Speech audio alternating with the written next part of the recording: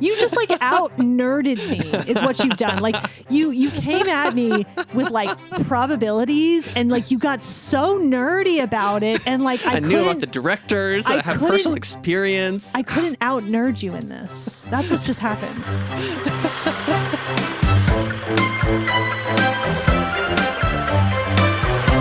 Hello and welcome to Steam Powered Movies. This is the podcast where Mike and Dana watch a steampunk or steampunk adjacent film, and then we talk about it. And here to talk about it, there's me. I'm one of your hosts. My name is Mike. Hi. I tripped. I tripped at the starting line. Oh my goodness. Hi, and everyone. your name is? It's going well. We're not cutting this out, so just continue. Hi, everyone. My name is Dana Fraedrich. I am a steampunk and fantasy author. I'm an educator. I am a maker and a presenter and a mushroom grower and many other things. I am multifaceted and I have a rich inner life. That's so great to hear. Maybe you're just nervous. This is a special podcast. It's an episode of new things. It is all new things. Yeah, and the first new thing is we have an exciting new announcement that Dana has a new book coming out in just a few months. I'm so excited about this one, y'all. I mean, I'm excited about all of them, but this one's going to be good. Yes, on June 17th, you will get a steampunk Ocean's 11 style heist adventure. Title is Rook's Gambit. Pre-orders are live now. You can go to wordsbydana.com to the book section. All the pre-order information is there. And don't forget that during this pre-order period, the ebooks are discounted to $2.99 until release date. Special deal. Get on it. Check out Dana's new book, Rook's Gambit. Yeah, y'all. So yeah, you just go to the book section. Rook's Gambit already has its own page. I've got all the links there. Easy peasy. All the information is there for you.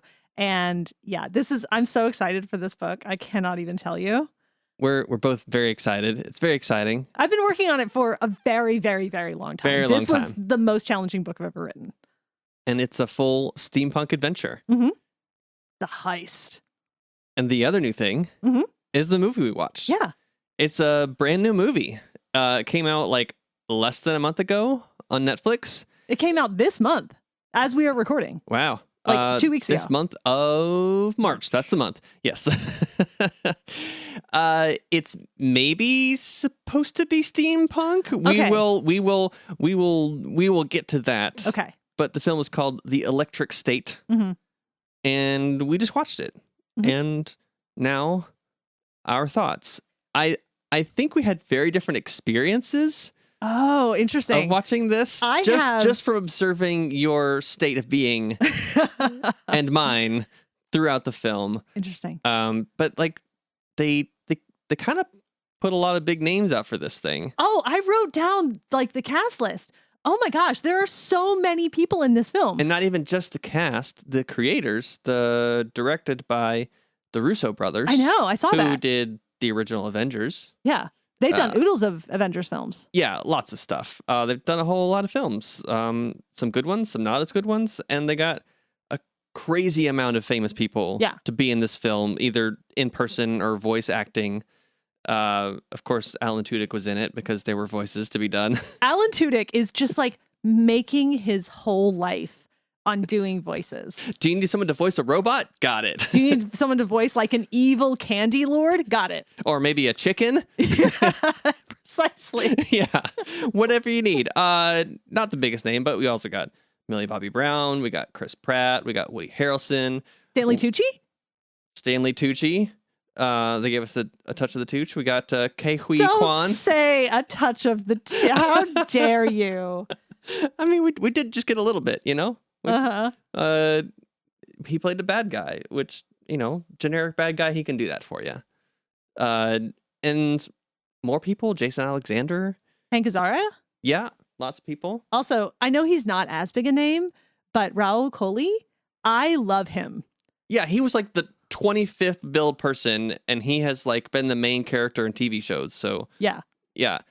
They even got Rob Gronkowski to Who's do. He had like one line. Who's that? In the battle scene at the end, he was the football robot that like charged over some people. Who's Rob Gronkowski? Oh.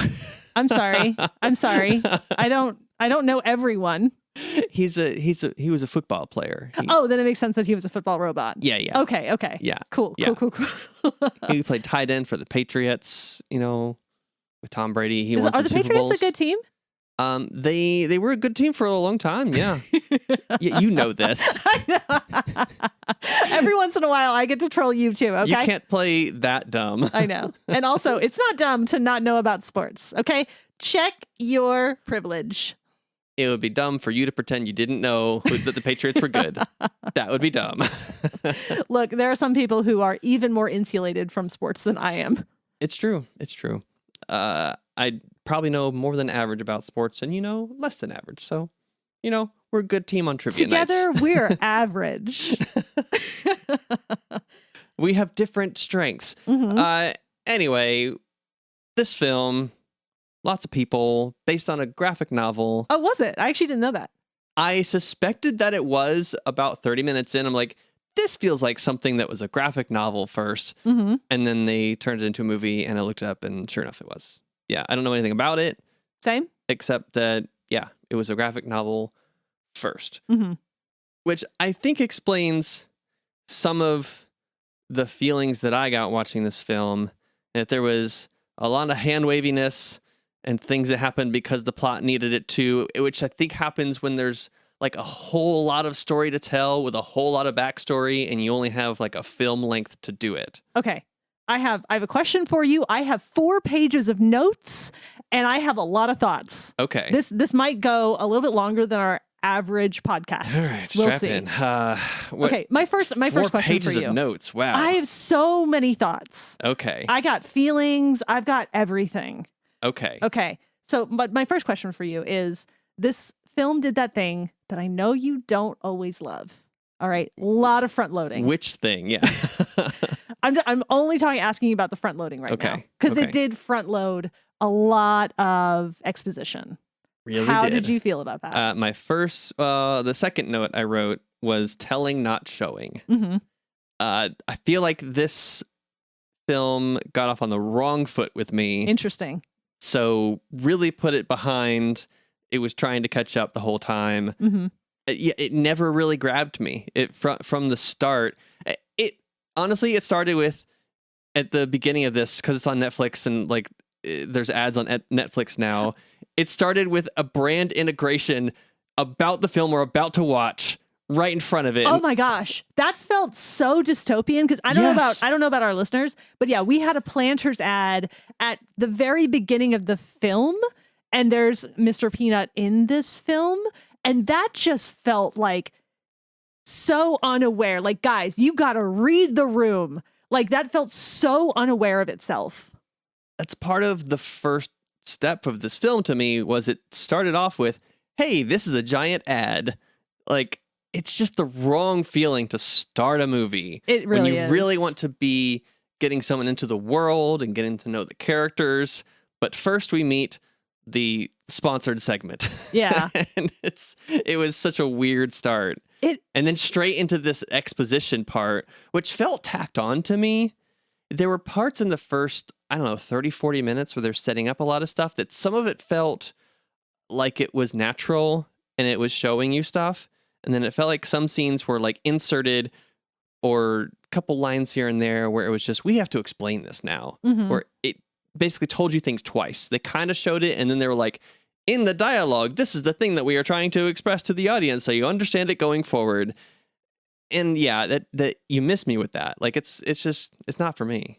I mean, oh man, we've talked about this before. It is sort of the classic problem of how much do you let people figure out and how much do you just like sort of spoon feed them and whatnot. And we also have the classic issue of like, this is what, a 2-hour film? Something like that? A little over 2 hours. It's 2 hours. It's not a lot of time to pack in all of this stuff. Yeah. So I actually don't disagree with you about feeling like, oh, wow, they're really just showing, not telling. They're really packing it in, da-da-da-da. Mm-hmm. But also, like, given the format, I don't know if there was a better way. Like, as I think a lot about, the way that we talk about this in like the craft of writing books. Mm-hmm. And, you know, one of the big rules is like, look and discover the world through the eyes of a character. Like, what does that character notice? Mm-hmm. How does the world piece that you're trying to show off relate to the individual characters?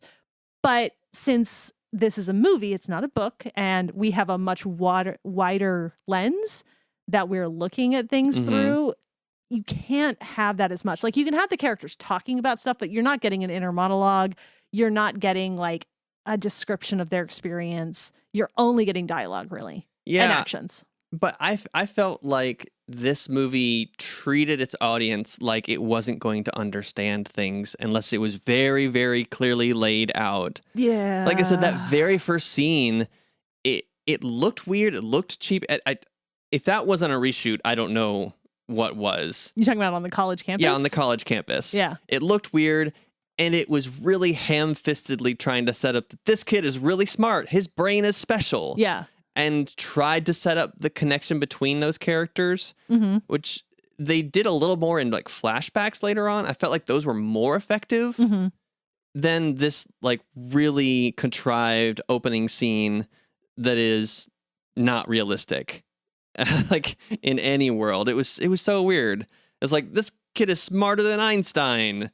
And so that's why his brain is special, and we could use it for this creating hell on earth scape thing. I mean, again, I kind of see both sides of it. I don't disagree with you, but also given the format, and like, it's almost like a prologue. Mm-hmm. And people have really, really divided opinions about prologues. I personally don't mind them. I don't mind having stuff set up for me, but some people really, really, really do not like it. I mean, I know that you're on that end. Like, you want to find out as you go. Yeah, I don't mind the larger world building as a prologue.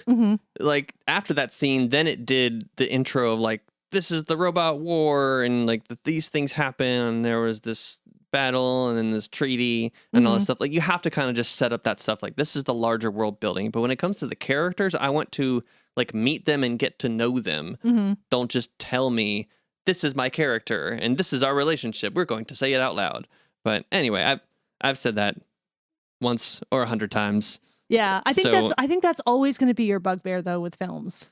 Like, it's a pretty standard film practice. I think that's just the way it's going to be for you. Yeah, with a lot of films. But it also just kept doing stuff, I felt like, that made me have to think dumber to go along with the movie. What do you mean think dumber? Like, what do you mean when you say that? Okay, well, like, there was a scene where she meets the robot version of her brother, right? And she just figures out, oh, this is my brother, and I have to try and talk to him. And she keeps asking open-ended questions that she knows he can't answer. Like, right before that, she starts asking yes or no questions, and he shakes his head, yes or no. And then she just stops doing that and starts not communicating effectively. It's like, you do something smart and then immediately forget it. And I'm going to pick up on that as a viewer and be like, well, this character's being dumb. And then she like didn't know how to drive, apparently, even though she was like 18 or whatever. But she's also a ward of the state, and if she's bounced around to different foster homes, which they implied in the dialogue and the action of the movie, like, then before 1990 she didn't learn how to drive. The brother was younger than her. She was supposed to be like almost college age herself, but he was going to college before her. That was the whole setup in the beginning. Yeah, like he's like a child genius. Yeah. But if she's a ward of the state, then she is at oldest 17. And if she has been a ward of the state since, like, let's say 4 years, because that scene with her brother happened in 1990, and then the events of the film happened in 1994. So wait, are you saying that she was supposed to be like 13 and he's like 10? I think so. Or like around there. Maybe she's like 15-ish in that first opening scene. And the thing is, Millie Bobby Brown is what, like 21 now? Yeah, she's in her 20s for sure. Yeah, I think they can only do so much to make her look like mid-teenager. Well, they did in the flashback scene. They made her look younger with the different actor playing her brother as the younger version. Yeah. Which that felt like they were like, I don't know, like 8 and 12 in that scene. Yeah, that one they did look younger. And I'm But not sure how. Then in the middle part in 1990, supposedly she's older than him, but still not in college. But then 4 years later, she's still in high school. It just doesn't make sense. I don't know. I think maybe that really the only sin that scene commits, really, at least in my mind, is that like y'all could have kind of aged them down better. Mm-hmm. Like we've watched Face Off. We know how it works. Yeah. So I was kind of hoping that after the beginning, they do all the setup. I was like, okay, maybe after all the setup, it'll get into more of a rhythm and it'll be a little more fun, a little more intriguing as to like what's going to happen next and stuff. Mm-hmm. How did you think effective that was? Like the setup part and going into like the main adventure. Okay. How did that work for you? This is going to get very nuts and bolts. Ha ha ha. Oh, I didn't even mean to do it. Oh my gosh. Yeah. It's just, punning is so embedded in my DNA. Thanks, Dad. Tighten your nuts. That like it just happens.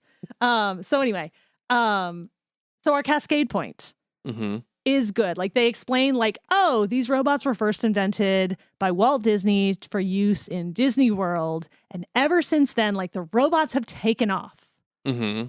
And robot technology has just totally like has become like way more advanced than we are now in 2025. Oh, like yeah. the robots have sentience. Yeah. Well, I mean, they've supposed that if Walt Disney started it with the parks, that like their robot technology was several decades ahead of ours. So, yeah. So here's, okay, there are a couple of pieces here. And again, very nuts and bolts. Here we go. Mm-hmm. So the cascade point, I think, is good. Like they show us, okay, this is where history has diverged from our own timeline. Okay. Yeah.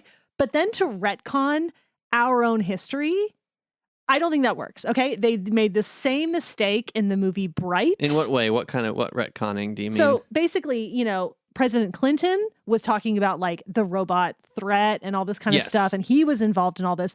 But when you have a diversion from our history, like this is very firmly alternate history, mm-hmm. this film.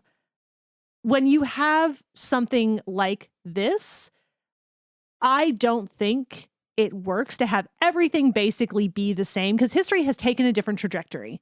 People are now focused on different things. People are developing different technologies than they would have in our own timeline. And therefore, I don't think that retconning our history for this works. Yep. And that touches on one of my more cynical takes on this movie, Mm-hmm. that I think a lot of it is powered by nostalgia. Oh, I have that too. I have that written down. Like there's so much 90s kid nostalgia. It's like somebody watched Ready Player One, which was a whole bunch of 80s references, Mm-hmm. and they were like, let's do one but 90s references. So you got Bill Clinton, you got like some of the cuisine, you got all the stores in the mall. We had 90s hair, my guy. Yes. Everything 90s, nostalgia, the soundtrack. It's another movie with Chris Pratt and a retro soundtrack. I want to come at you with a really hot take though. Okay. This movie did it so much better than Ready Player One. I think that's a low bar. Okay, I will grant you because I had a lot of problems with Ready Player One too. Maybe we'll do that film on this podcast one day, and maybe I'll read the book. Another rare situation where you've read the book and I haven't. Yeah. So maybe we'll do. Not going to give me that advantage, huh? We'll see. Okay. I don't honestly like from what I've seen. I'm not going to enjoy that book, so we'll see. I don't think that you would, but yeah, future will tell. I think that this film did the nostalgia better than Ready Player One did, and I think it does the technology and the world building a little bit better than Ready Player One. I have some issues with the world building, but they're honestly like kind of little nitpicky things. It still hits me with the one problem I have with all kinds of world building Mm-hmm. when it comes to robots and artificial intelligence. Is they say in the beginning, it's like, oh, we made the robots to do all the menial tasks that humans didn't want to do, like mowing the lawn and like cooking dinner or serving ice cream. Yes, serving ice cream, whatever, which, compared to what automation is doing in a real world now, that would be great if that's the direction we were going. But anyway, so the robots do all these things that we don't want to do. Why would you give a toaster bot sentience? Why would you program it with a full brain? This is a very good question. And why give them the capability to have the thoughts to uprise and overthrow the humans? Why give them that capability? This actually brings up another point I have. Okay, great. So I think it's really interesting. We're thinking alike on this more than I thought. Don't worry, we'll diverge. Okay. There will be a cascade point. That's not what that means. I know. It was cute that you tried, but that's not what that means. So this is really interesting. And this actually does remind me a bit of steampunk because the virtualization software is so good in this movie. It is light years ahead of what we have. The AI is so much further along than where we are now. I don't know if that's what virtualization software means, but anyway. Okay. You are in fact a virtualization specialist, and I realize I may not have used that term correctly, but okay. The virtual world that they enter is so good. Yeah. Yeah. And that actually I thought was one of the more effective visual parts of the film that they did in kind of a cool way where they showed it coming online in pieces whenever they went there, so that this is a virtual world. That was a good thing. It's a good little thing. You there were little bits here and there that let you know hey, some good directors are working on this. Yeah. But so like I said, that piece of it is so advanced, but the hardware is so janky. Yeah. The jankiness of the hardware is just because it is 90s hardware. You saw the email. You remember when email was like that? Yeah. It was nothing but just text, email address, done. You've got mail. Yeah, precisely. They even threw that in there. More nostalgia. That was definitely this is for the nostalgia. Yeah.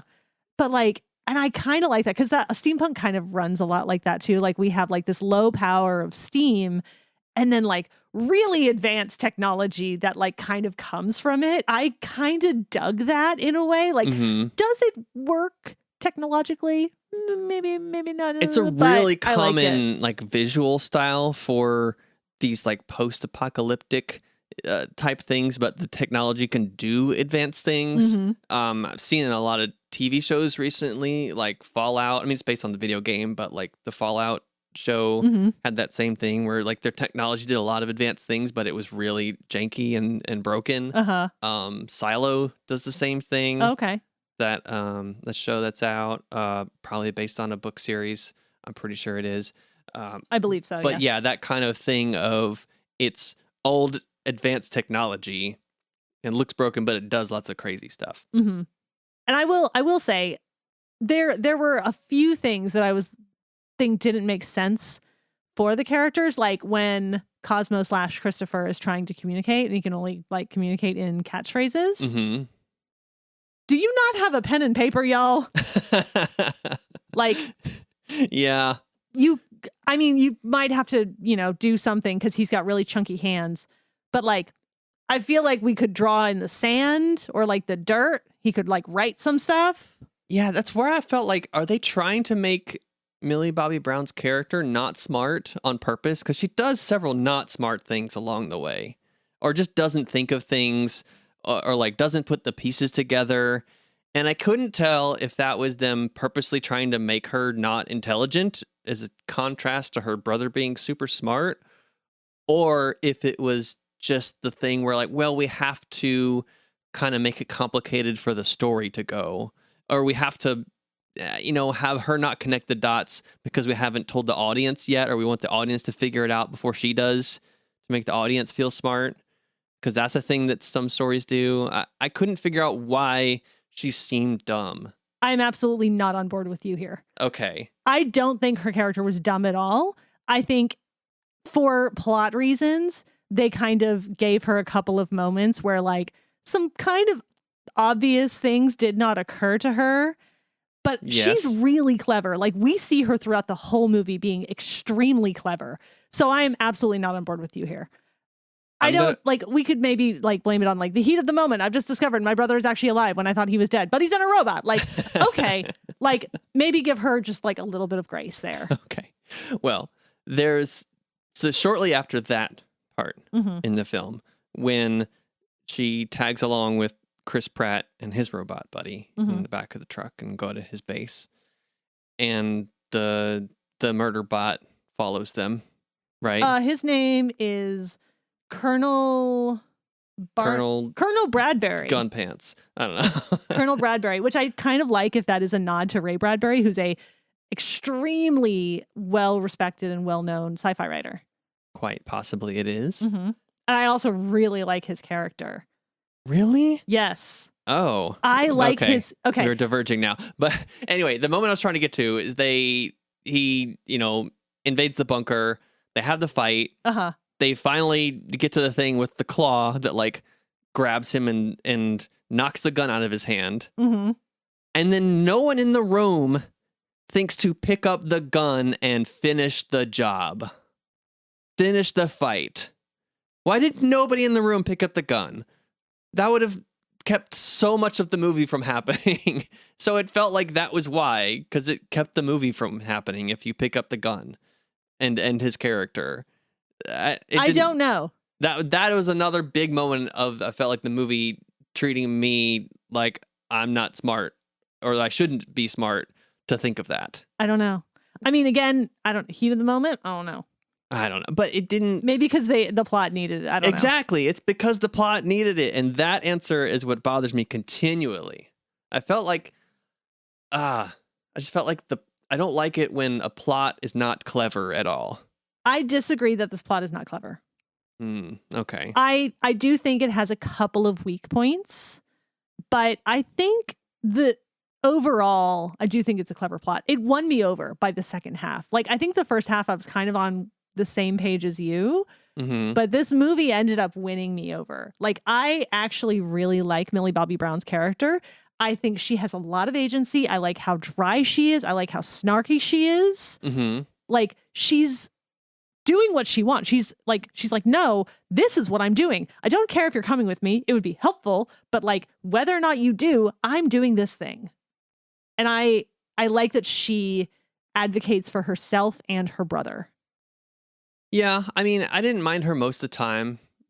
They also did the thing where she's like, I have to go now. And they're like, well, it's about to be dark. It's really dangerous. She's like, I'm going to go anyway. And they're like, no, it's like really dangerous. And like, it took her some convincing for her to not go out in the murder bot darkness and just wait till the morning, which was the sensible thing, which they eventually came to. But, and I don't know, just like even having that beat in the story, what's the point of that? I'm not going to punish her for being an emotional person, because guess what? Humans are emotional creatures. All of us. I'm not saying punish her. I'm saying punish the writers of this film. I understand where you're coming from, but I think at the end of this movie, I'm on board. I clearly you were. Yeah. And clearly I was not. And that's okay. That's okay. I was never onboarded at any point to this movie. I was kind of trying. I was like waiting for a moment. Like, I don't know. The Chris Pratt character didn't quite do it for me. Oh, yeah, no, same. But he is widely regarded as the worst Chris. Well, yeah. Yeah, but not even just him playing the character, which was, enough, but the character itself, it didn't feel very one with itself. It wasn't very consistent. I kind of agree. Like, when I was watching, especially near the end, because the end was really emotional for me. Y'all, listeners, I was in tears. Confirm. I was like properly crying by the end of this film. Mm-hmm. And then like his character just felt like, oh yeah, it makes sense that Chris Pratt is playing this character who's kind of like doing this weird like failure to like read the tone happening, because it's like, oh my gosh, yeah, we won. And again, maybe heat of the moment. I'm going to just blame a lot on like heat of the moment in this podcast. But like, a lot of robots around you are dead. Yeah, but it was like at one moment he was the like, oh, I'm a loner. I don't trust anybody. And the next moment he was like, all right, this girl can hang out with us and like be part of our crew. And then like, then he's being like the insecure man-child person. And then 2 scenes later, he's doling out priceless advice. It was just it was all over the place as far as what he was. It was a bit. I won't begrudge you that. Like, it sort of felt like he had the emotional awareness of what I expect from a Chris Pratt character to have. Yeah. It so kind of in a way made sense for me. Like, yeah, this kind of checks out for like a character he plays. Yeah, but to also try and give him like any weighty moments really fell flat for me. Mm-hmm. I liked his sidekick. Oh, Anthony Mackie. Yeah. Another amazing name in this. Yep.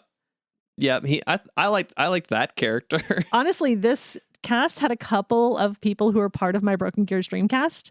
Oh, okay. Yeah, Anthony Mackie, I would cast as Neil.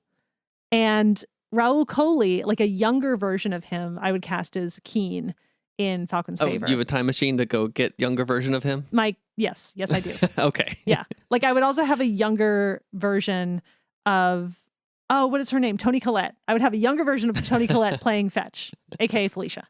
Yeah. So like cool. There's so many actors in here who I'm like, yes, I love you. You're great.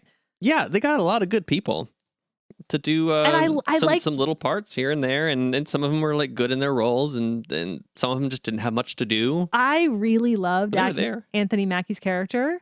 Like, I think he was so good. I feel like Anthony Mackie's character, Herm? Yeah, Herm. Yeah. I feel like Herm was very well rounded. I love how snarky he is. Yeah, he was so snarky. And he was consistently snarky. Mm-hmm. But like with an undertone of I actually care, but snark. Yeah. But like in a good balanced way. And also full of surprises. He is the Maritruska, I'm probably mispronouncing it, Maritruska dolls of robots. Oh yeah. Like the little like Russian nesting dolls. Yeah. Yeah, the end. Okay, that was one clever thing, was the ending where you thought he was dead, but there was a smaller version of him inside the small version. Which they set up really well, because we kept seeing him going inside bigger and bigger versions. Exactly. See, this is they were capable of doing clever, and they did it in this part, but other stuff was not set up like that. It was like, we need this thing, so here it is. I'm going to make a sports reference, Mike, an analogy, if you will. Oh no. Okay. This is going to get good. So, you know how someone who doesn't know who Gronk is making a sports analogy. That doesn't mean anything. Anyway, I'm going to say some things and I hope it resonates with you. Okay. So, you know how you miss every shot that you don't take, Mike? Yes, I do. You also miss some shots. I live by that on the court. I know you do. This man is a demon on the court. Watch out. But you also miss some shots that you do take. And I feel like this movie, it took a lot of shots, and I think it really nailed some of them, but it missed some of them too. Yeah, and when it comes to volume shooters, there is a point of diminishing returns. So, and I feel like this movie was a good example of that. Okay, I know the individual meanings of all of the words that you said, but I don't really know what they mean together. I was just continuing the conversation that you started, Dana. You started this. But it made sense to you. Yes, Huzzah, it did. One for me. It did make sense. But it also makes sense as to why it doesn't work for me, because, yeah, took a lot of shots, but after enough misses, they start to outweigh the makes. Okay, I'm going to come at you with another thing that I think they did super well. Okay. As you know, we've discussed on this podcast before, I love a complicated villain. I love a complicated villain so much. Okay. And Colonel Bradbury is a good complicated villain. Okay? Is he? Yes. Let me explain. Okay. So Colonel Bradbury has like such a strong code of honor. Like, he is lawful, like as far as like D&D alignments. Like, this man is as lawful as they come. Okay. And that ends up being kind of the turning point for him, because he values human life so much that anyone who treats it cheaply, even one single human life, is now an enemy. And that's why he turned on Stanley Tucci's character and why he realized that, like, okay, the robots are more human than I gave them credit for, because Mr. Peanut, he had some really killer lines about what it is to be a person. Mm-hmm.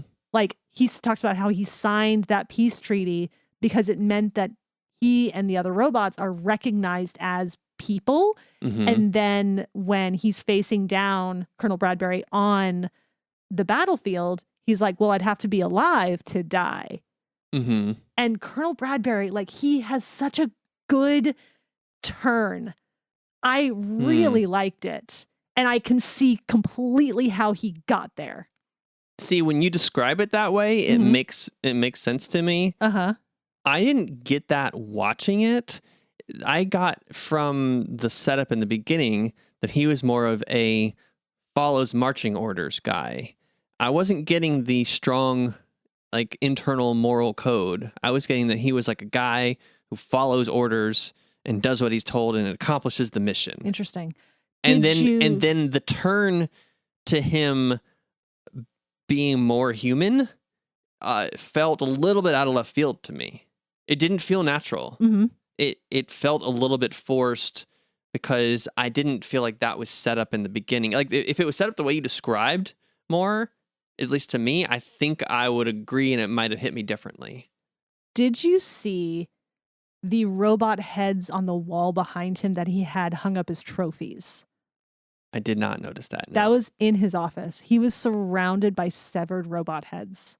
Okay. Like, this man clearly hates robots so much. And I don't think it's a very far leap to be like, he hates robots because the robots started killing people. They never said it, but I could absolutely see a storyline for him where, like, somebody he cared about was killed by a robot. Yeah, but they didn't show that.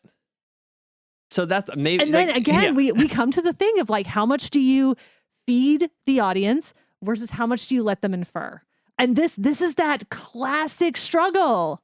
Yeah, but I don't know. Like I said, I just got, like, mercenary follows orders, and beyond that, yeah, I don't know what the turn was. There was also another sort of turn as well that, like, I saw coming. Mm-hmm. And in the beginning setup, it shows the robots going crazy, right? Or quote unquote going crazy, like. You mean fighting back against oppression? Right. But it seemed like it was trying to get across, like, oh, the robots are evil and we have to sequester them because they want to kill us all and everything. And it turns out at the end that obviously not. That's not the case. Mm-hmm. They just want to live and not be slaves. This is classic because they were spin. given sentience, right? I mean, we've seen this story so many times. We've seen it against all kinds of marginalized group of people. And I'm not sure we have time to get into, like, are the robots a marginalized group of people? That's not actually an area I want to discuss. Don't have the time. We do see this, like, on a daily basis of, like, marginalized groups of people being vilified in some way, shape, or form by those who have things to gain from that viewpoint. Mm-hmm. And so, like, that's not surprising. It's not surprising that, like, that's the setup.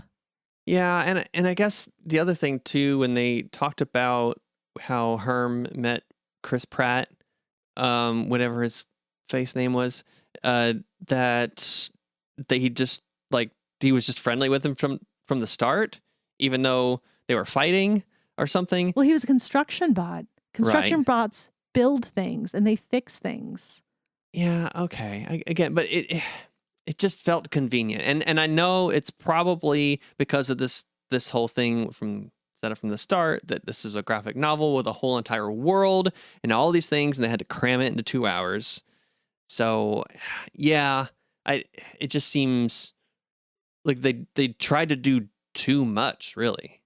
And maybe that's why some of these things felt, like, thin and not real to me. So I have a question, because you were saying that, like, you didn't get that about Colonel Bradbury, Mm-hmm. that you didn't see that, you didn't feel like it was set up. But I made those connections from my experience watching this film. So now that I've pointed these things out to you, how do you feel? Like I said, I would have to go back and watch the beginning and see if I got that from the setup. Mm-hmm. I can look at it now and, like, having you explained it to me, and I can see his actions near the end of it, and I can apply that logic and be like, okay, this makes sense, and maybe there's some stuff off screen we didn't see. Mm-hmm. but I still want that to be set up in the context of the story as it's being told to me. Mhm. I don't want to have to retroactively have that thought for it to make sense, Mhm. because that's what keeps it from having like the emotional impact in the moment watching it. Yeah. If I have to explain it to myself or have it explained to me after the fact, then it's not going to hit when I'm seeing it. Mhm. It's going to hit later, but that's not the same. Yeah. Okay. I also wanted to point something out that I thought that to continue the sports analogy, Oh no. that they really had a slam dunk on. Okay. Look, I am trying here, man. I can tell. Anyway, so they did a really interesting, thoughtful thing in that they mitigated the loss of human life because, and I think that, for instance, I love the film Maleficent, like the original. Okay. The second one had so many problems. And one of the problems is that in the end of that film, like a lot of people die and they're just like, okay, everything's fine now, even though like all these people died. Whereas like in this film, it feels like they solved that problem by having all of the humans who were fighting in drones. So like no humans were actually harmed in that final battle. And I think that really helps with the next week off screen that we won't see in the rebuilding of this world and the way that I'm sure that the robots are going to now be fighting for like more rights and stuff. Mm-hmm. So yeah, I thought that was a really thoughtful choice. And I really like that the Russo brothers made that choice. Yeah. Maybe they watched, the DC Batman films and they were like, yeah, we're not going to do that. Mm-hmm, We're not going to do mass collateral damage to these battles and things going on, at least that were told in this story. Like beforehand in the original Robot Wars, there were probably casualties, but not in this film. Right. And basically, we are reaching the culmination of this, at least for me. Okay. Because like I have to say, man, they made me care so much about Millie Bobby Brown's character and her brother. Like, I cared so much about their relationship. Like, they hit those sibling notes so well. Like, in the way that, like, only siblings can talk to you in the way that they do. Like, siblings can get away with talking to you in a way that no one else can. Oh, yeah. And I think that they did a really nice job of writing these two. Like, I didn't get any of the weird, like, you're two actors pretending to be siblings kind of vibes. Like, I felt like, hey, they both have siblings and they know how it is. So, like, I cared so much about their relationship and thus, like, why I was in tears at the end. Yeah, I could tell. And I guess it worked for you. It didn't work for me. I don't know. Yeah, maybe just that awkward start. The brother didn't get a lot of screen time in his like actual human form. We didn't get to see a lot of them establishing their connection and what their vibe was. I feel like the stuff we saw though, like it sent a very clear message of like the sort of relationship that they have. Yeah, and like I said, I think the flashbacks worked better when they were sprinkled throughout. But yeah, it still didn't give me that emotional hit at the end. And if I think one of the reasons why is that I was so frustrated with the characters and their choices throughout the plot of this film, and that I felt like so much of like him making that the sacrifice part, it felt unnecessary. Oh, I disagree. See, okay, there was several instances in this film, I felt like, of the characters not using the resources at their disposal to accomplish their goals, right? So I already talked about when the Colonel guy dropped his gun when they grabbed him in the grabber and nobody picked it up, right? Nobody picked up the gun. That's one resource wasted, right? And then they go to see the doctor with the glasses, right? And they meet up with him and they find out he has this computer that knows everything he knows. And he's the one that like set up the whole system with the brother. And I feel like there could have been more thought of like, okay, well, how can we undo this thing where we hooked the brother up? Come up with a plan for that. Mm-hmm. They didn't come with any plan for that. And then they end up in a gunfight. And they show the doctor with the glasses that he has a very powerful gun, right? And he shoots one of the drones and it just like explodes. And then like a minute later, he just walks out and gives himself up and gets shot. It's like, fire your gun. Fire your very powerful gun to shoot the colonel guy. Why didn't he shoot him? Tell me, Dana, why didn't he shoot the colonel with his powerful gun? I don't think that is his character. Like his character... But they were clearly, drones. He shot another drone. Why would we shoot that drone? I know. I don't think he's the sort of person who can pull the trigger, even on a drone. But he just did. He just did right before that on a different drone. Did he? Yes. Oh, I wonder if it's because he knew. I don't know. I don't know. I don't know. I don't have answers for that. Okay. I don't know. And like you said, it's not a human life. It's just killing the drone. Like you're not actually hurting anybody. Okay. But you're saving the people you're trying to save. I don't have an answer for And then that. he could have been useful later. I don't know. If he didn't just sacrifice himself for no reason. Unless he was creating a distraction. But it didn't. They just got captured right after that. They did. Okay. Another thing, this is more trivial. Mm-hmm. Another thing that they did not use that they had at their disposal is there was many appearances of the hairbot, right? They have a hairbot. The hairbot wants to cut hair. It's like, hair? Yeah. And they were like, no, hairbot, we don't want that. And so you meet the hairbot and then they go off into the battle.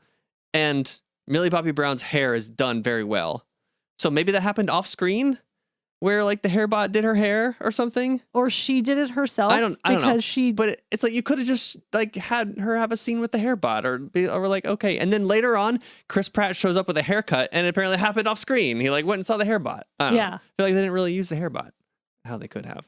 And then, yeah, the other thing that where they didn't like use the resources is when they have the doctor bot and they're in the room and they lock themselves in. By the way, a very secure room. I'm putting in air quotes that has a glass door.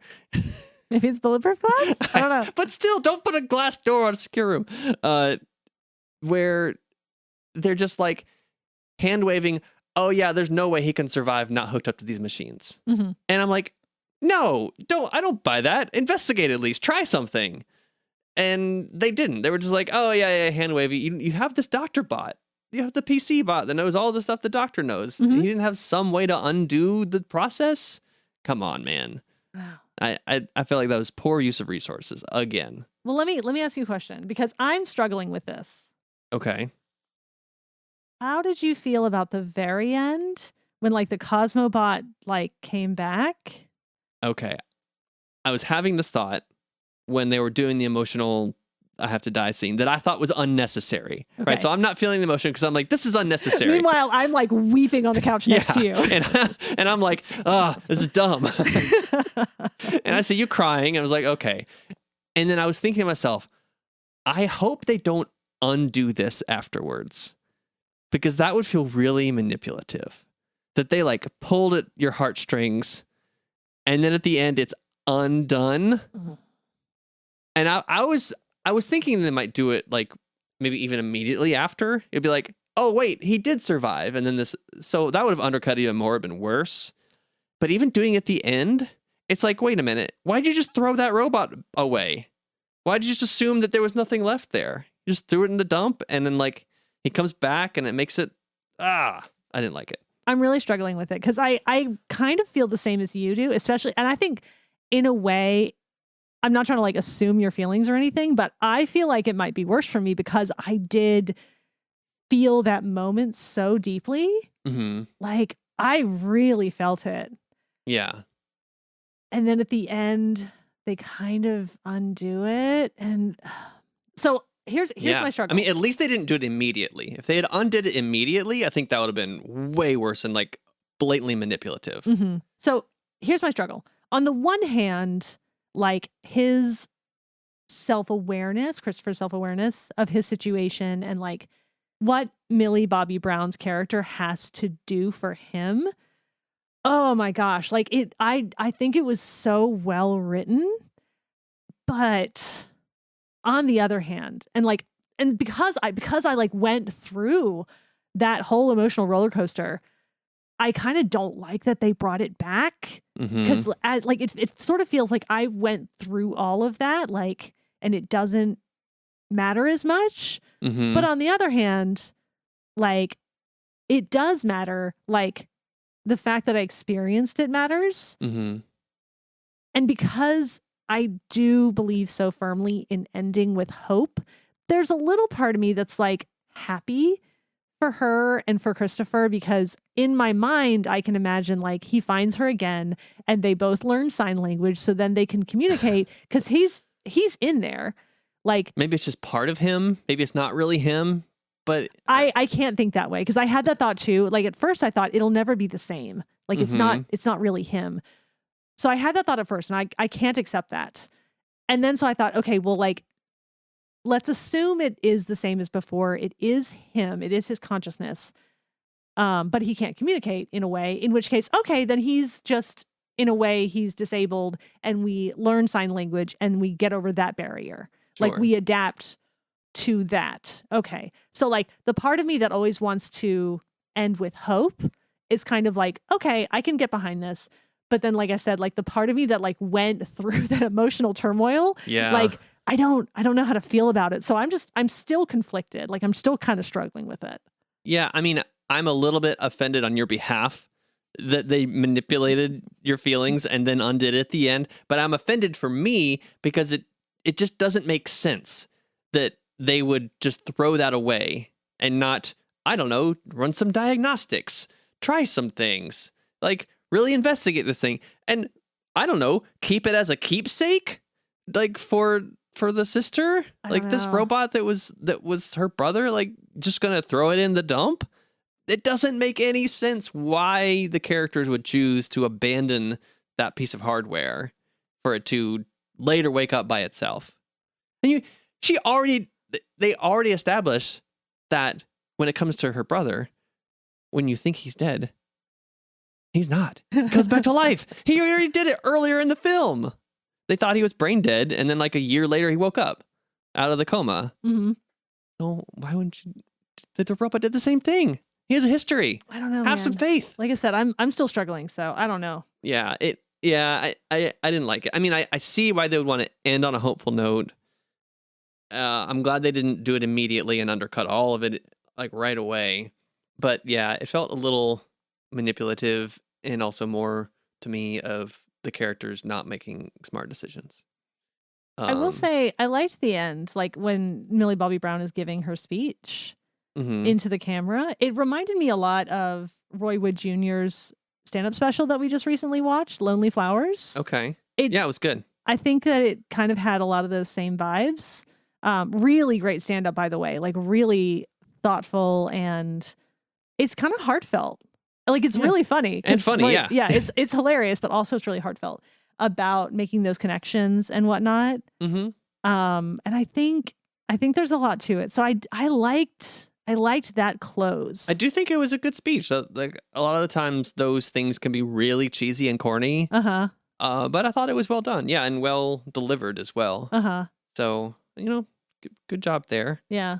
So let's bring back more third spaces so people can make those connections more. Yeah. Like the mall, the abandoned mall. Let's bring malls back, Dana. Okay. We're doing the 90s again. No. If this movie taught us anything, is that capitalism is bad. Like, very, very clearly, like the corporate like overlord is bad. Although there was a funny part, it was funny to me in a cynical way, and that when they presented to him that like, oh, our throughput is diminishing, so like the product is gonna get less good over time, and I'm like, wait, would a CEO of a monopoly corporation care about the quality of their product? This is fiction. I know what you mean. Although in his case, he was aware that like, it'll go to zero. This is the end. This is the end of the thing I have like built my fortune on. Right, but when it was first presented, it was like, oh, it's getting worse, and he's like, why is my product getting worse? I'm like, wow, that is fictional.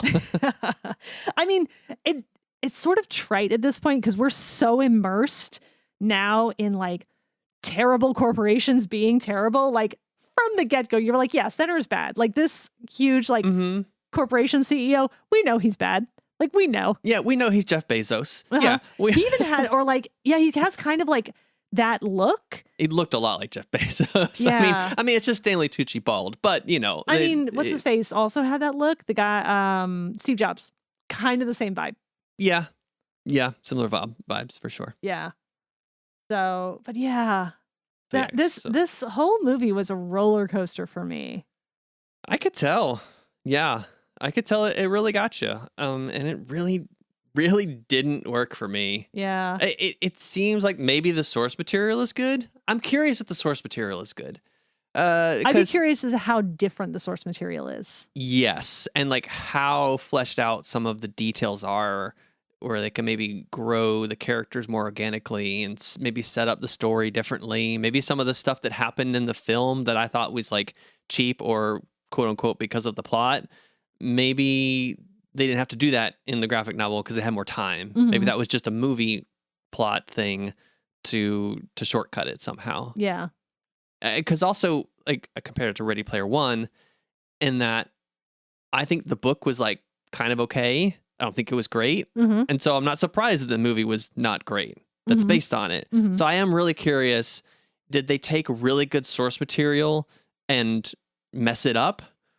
Or was there not a whole lot to work with from the beginning? I don't know. I don't know. I've never read it. If anybody I didn't knows, even know it was a graphic novel. if anybody knows about it, let us know. Yeah. Talk Let's know to what you us. think. Like, if you've read the graphic novel and you've seen this film, how do they compare? Yeah, get in the Discord. Hit the link in the description. Mhm. Tell us about it. We want to learn stuff without having to read the whole thing. Or hit us up on Bluesky. Yeah, we're on the Bluesky. Yeah, at Steam Powered Movies. That's us. Speaking of steam powered, Indeed. are we ready to figure out how steampunk this film was? Yeah. Yeah, so we got to give this a steampunk rating. Right.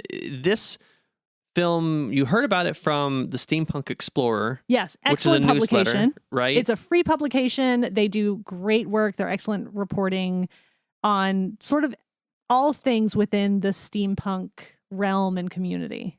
Mm-hmm. And so they highlighted this film saying, hey, new steampunk movie coming out. Yeah. So we And didn't really... they do a lot of steampunk adjacent things as well. Okay, yeah. So we didn't do a lot of homework into this to investigate. We're just like, oh, they recommended it. We should probably cover it. Yeah, I will always look at media that the Steampunk Explorer recommends. Mm-hmm.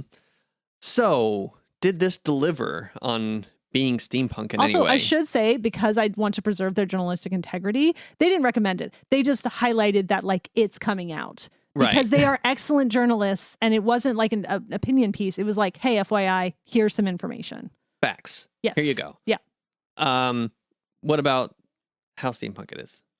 Well, here's the thing is, as we've done with previous movies, if they're not a steampunk film, we try to judge them on the basis of the genre that they do fit into. Okay. But like I said, I don't know where this movie falls beyond like alternate history. Uh-huh. And just dystopia? Is there like some kind of cyberpunky I actually kind did a of little thing? research while we were watching to try and figure that out. And I can't find a subgenre, and maybe I just missed it, but I can't really find a subgenre that I feel like this fits. Like in the way that Iron Giant fit like Atom Punk Mm-hmm. and all that stuff. Mechanical punk? I don't know. Robot punk? I actually looked up Robopunk because I was like, if anything, I feel like it would be like Robopunk, but like I'm not seeing that. It's not really cyberpunk. It's not really biopunk. Mm-hmm. Like I said, I don't know. So like The only thing I wrote down as being steampunk is they highlighted pneumatic pistons. I do love a pneumatic It's piston. air powered. Yeah. It's not steam, but it's air. Well, a pneumatic it? piston works on very similar principles to steam. Right. So it's not from boiling water, but you know, it's Yeah. air powered. Yeah. That's as close as I could get. I have a couple of pneumatic gadgets in the books. It's legit. Yeah. So yeah, it's really hard. I don't know what we could rate this at all. I think just maybe on like a general alternate history. I think here's what we should do because it was suggested as a steampunk film. It How wasn't really steampunk is suggested. it? It wasn't really addressed as a steampunk film. It just sort of falls under the umbrella, Okay. Yeah. I mean, so like a punk film of some kind. right. I was gonna say if we were gonna rate it on steampunk, it's probably like a 1. Because like Out it of is 5? retrofuturistic. Like it takes place in the 90s. 30 years ago. Oh, Which goodness. it's painful. That's painful to say. Yeah. So can we rank it on like a retro futuristic film? Sure. Okay. Retro futuristic. I don't know. 4 out of 5. I don't know. Is that where you stand? I guess. Okay. What do you think? The Cascade Point thing is still getting me. Yeah. I'm only going to give the retro futuristic. You're making a face. I am making a face. People can hear you making a face. I know. I feel like I'm being really harsh, but like that Cascade, because I don't think you can just like retcon history when you have a Cascade Point like this. Like, I hated it in Bright. Bright has so many problems, and I'm kind of feeling the same way about this Cascade Point that I do about Bright. So I'm giving it a 3.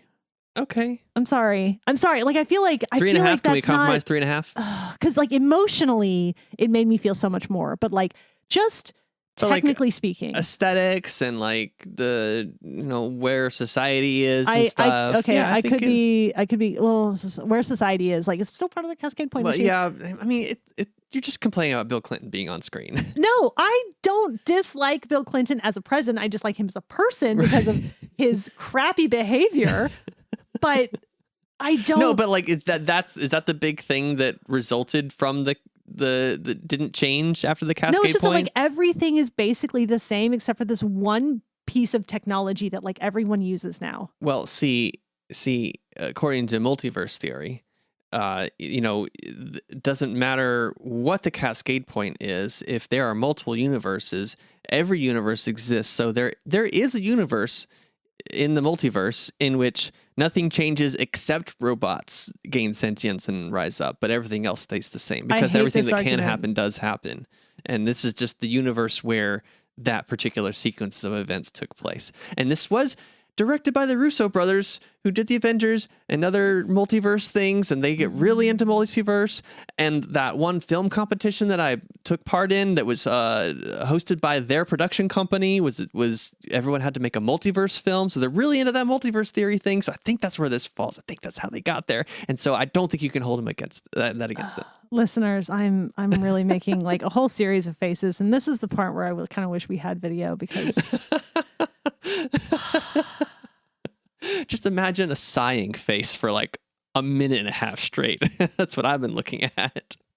And maybe you're coming around to the realization that like maybe I'm right. Maybe I'm right about this. I'm not going to go so far as to say that I agree with you. But in the infinite probability of probabilities, fine. There is a non-zero chance of this being probable.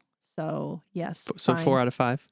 4 out of 5. Okay. So, you just like out nerded me is what you've done. Like you came at me with like probabilities and like you got so nerdy about it and like I knew about the directors. I have personal experience. I couldn't out nerd you in this. That's what's just happened. You were forced to abdicate. Oh, God. Okay. So anyway, now we rate this film, not based on any critical criteria according to professional critics or something. We're just some people with opinions. We rate it based on how much we enjoyed watching this film. So Dana, on a scale of 1 to 5 gears, how much did you enjoy The Electric State? Despite the problems it had, and I think it had problems because they took so many shots. I'm going to give it a 4 out of 5. It made me... Wow. Yes. I am sticking to that. Okay, I'm not too surprised. I saw you crying at the end. It obviously worked for you. It made me feel a lot of things. And I always appreciate a story that like really brings out some feelings in me. And again, I love a complicated villain. And Colonel Bradbury was that. So yeah, like I said, I know it's got some problems, but I really liked the experience of feeling all of those things. So I'm going to give it a 4 out of 5. I also felt some things. I felt frustrated and annoyed. And like the movie didn't think I was smart enough to watch it. So there were some good visual elements. The world building was okay. At least the setting and stuff. I'm going to give it a 2 out of 5 top hats. Okay. From me. That's your prerogative. Yeah, I did not have as good a time as you did. Okay. and didn't feel the positive emotions. Yeah. This is such a broad swing from the last film we did when we talked about 9, and I felt like nothing. Well, neither one of us felt anything for that one. So now here we are like a month later, and oh gosh, I felt so many things. So it's nice, and I'll take that, problems and all. All right. Well, I'm happy for you. Thanks. And I'm happy for our listeners having stuck with us this long on this long episode. There's a lot going on in this movie. I thought this might be a quick one. Halfway through the film, I was like, this movie is not that good. I don't think we'll have much to say. But when we have different opinions, sometimes we can keep going. And I like it. You tease some stuff out of it that I didn't catch, and I got my objections out there. Mm-hmm. If anyone else listening has any of their objections or opinions, or want to tell us what you think we got wrong or what your opinion is, hit us up in our socials. We're at Steam Powered Movies on most of the things, the threads, the Instagram, the Bluesky.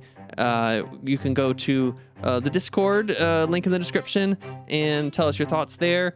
You can go to steampoweredmovies.com for full episodes and more details. Mm-hmm. Also, don't forget, go to wordsbydana.com and check out Dana's new book, Rook's Gambit, that is coming out in the month of June. Check that out too.